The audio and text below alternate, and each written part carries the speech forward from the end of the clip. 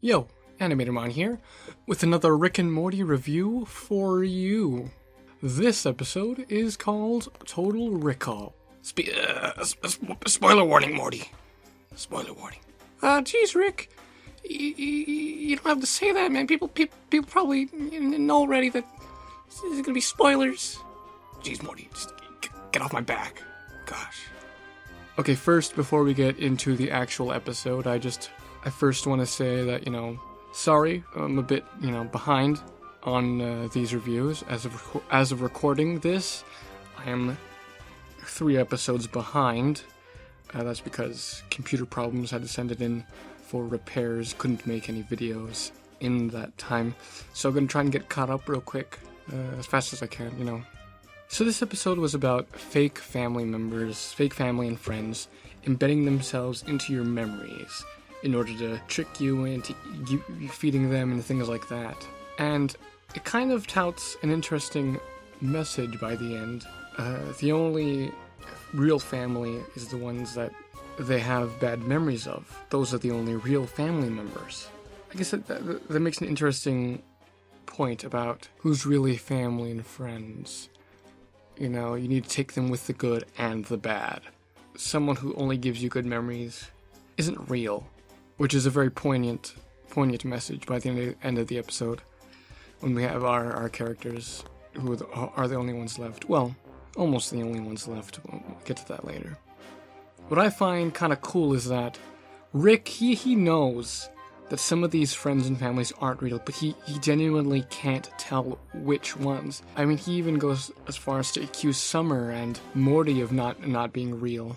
As the audience, we know who isn't and isn't real, but to have them genuinely not know, it still makes for an interesting, exchange. It doesn't get tedious, which it might have, us knowing who's real, and it spends more time on jokes and things like that than the actual mystery, which keeps it from being, like I said, tedious. There's some moments where it seems like the show is kind of poking fun at itself, with like the bit about all of Rick's wacky catchphrases. That was kind of neat.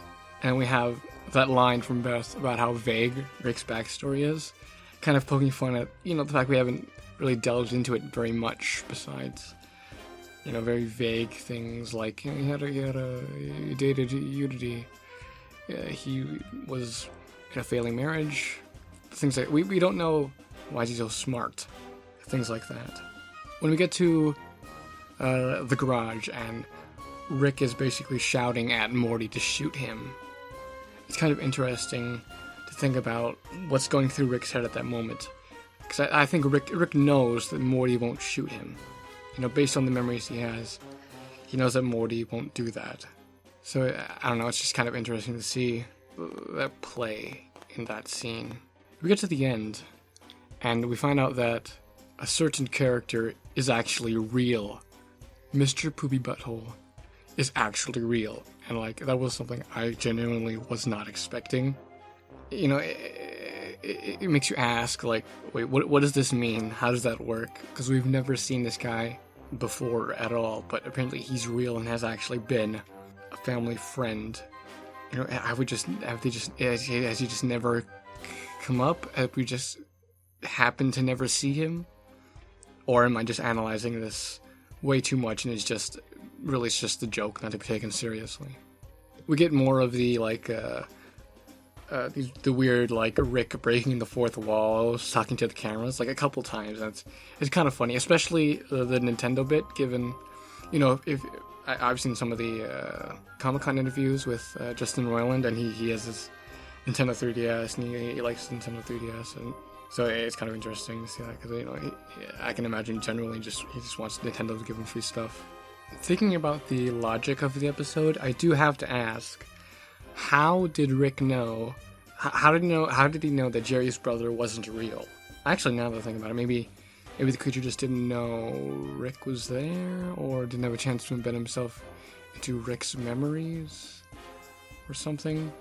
It's a bit, iffy, especially at the beginning, because Rick seems a bit more knowledgeable. Maybe it's because he is a bit more knowledgeable about this, and he can kind of see past it much better than the others. well, I think that's all I have to say about this episode. So yeah, it was a really good episode. Really funny, interesting concept to play with. Of course, taking it from Total Recall, as the punny name implies.